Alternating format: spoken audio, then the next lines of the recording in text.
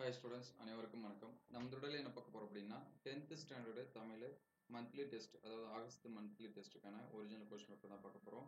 So உங்களுக்கு வந்து unit test 2 அல்லது யூனிட் டெஸ்ட்டு மந்த்லி டெஸ்ட் இந்த மாதிரி நடந்துச்சு அப்படின்னா இந்த கொஸ்டின் பேப்பரை யூஸ் பண்ணி படிச்சுங்க. இது government official original question paper.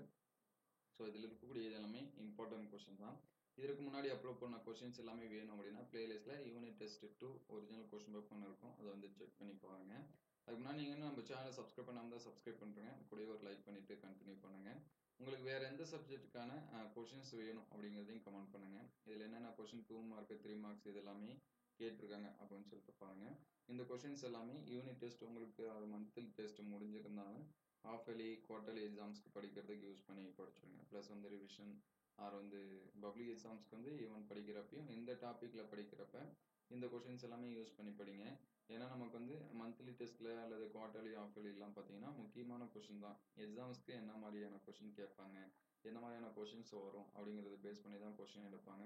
So இதில் இருக்கக்கூடிய இந்த 4 மார்க் கொஷின்ஸ் எல்லாமே நோட் பண்ணி வச்சுங்க, எந்த மாதிரி கேட்டிருக்காங்க அப்படின்னு சொல்லிட்டு பாருங்கள்.